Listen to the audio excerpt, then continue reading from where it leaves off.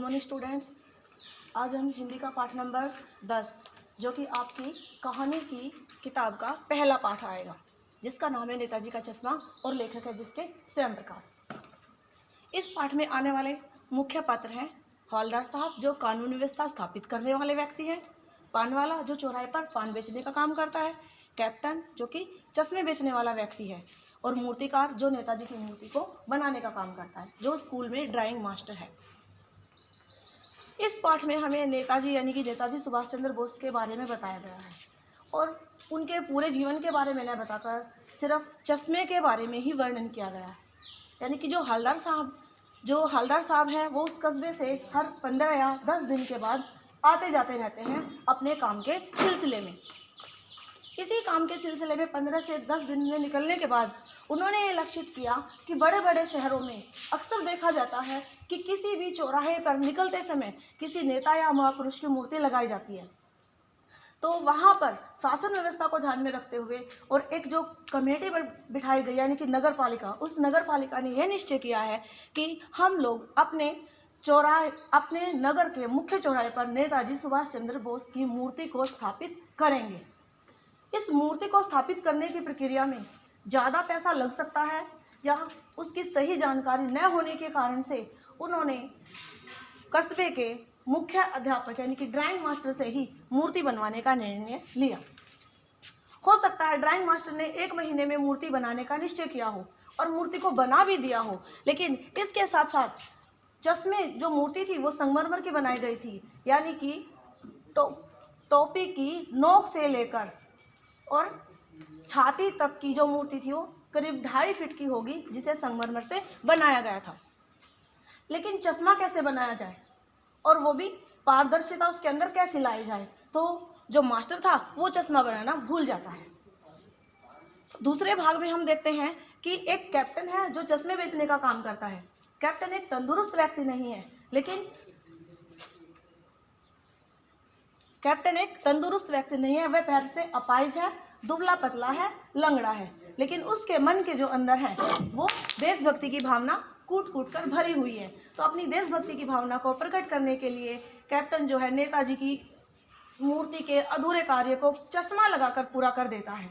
तो हम ये मानते हैं कि किसी भी व्यक्ति के मन में देशभक्ति की भावना अगर होती है तो उसके लिए हमें सीमा पर जाकर युद्ध करने की आवश्यकता नहीं होती है। जब हवलदार साहब इस चीज़ को देखता है तो वो एक चीज़ पर और ध्यान देता है कि नेताजी की मूर्ति का जो चश्मा है वो हर बार बदला हुआ होता है। हर बार पान खाने के लिए जब हवलदार साहब चौराहे पर रुकते हैं तो वो पान वाले से पूछते हैं कि भाई ये बताओ, ऐसी कौन सी महत्वपूर्ण बात है कि तुम्हारी जो नेताजी की मूर्ति का चश्मा है वो हर रोज बदल कैसे जाता है। पान वाला थोड़ा सा हंसता है क्योंकि उसने अपने मुंह में अभी एक पान रखा हुआ था।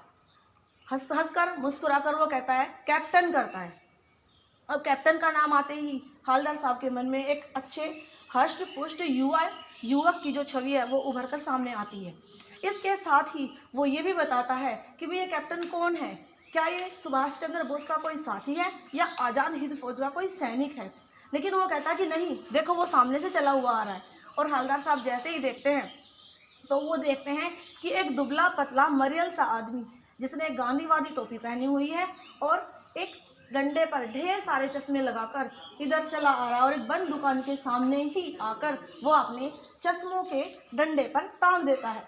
कैप्टन देखकर परेशान हवलदार साहब जो वो हैरान होते हैं और वो ये देखते हैं कि ओहो ये बेचारा अपाहिज है और इसकी अपनी कोई दुकान भी नहीं है। इसका मतलब क्या हुआ कि वो रेहड़ी लगाकर चश्मे बेचता है और अपने जीवन का गुजारा करता है। जब हर बार उसका चश्मा बदलता हुआ पाता है तो वो ये कहते हैं कि भाई ऐसे कैसे हो सकता है कि कोई व्यक्ति, किसी के मन के अंदर इतनी देशभक्ति की भावना किस प्रकार निहित हो सकती है। तो अपनी देशभक्ति को प्रकट करने के लिए जो हवलदार साहब है वो लोगों से बात करना शुरू करता है, लेकिन अचानक से क्या होता है, वो ये कहता है कि इसकी मूर्ति के चश्मे के बदलने का कारण है कि इसकी दुकान नहीं है। और जब कोई व्यक्ति उसी प्रकार के चश्मे की मांग करता है तो जो चश्मे वाला व्यक्ति है वो नेताजी से हाथ जोड़कर क्षमा मांग लेता है और उस चश्मे को उठाकर ग्राहक को दे देता है और उसकी जगह पर दूसरा चश्मा लगा देता है।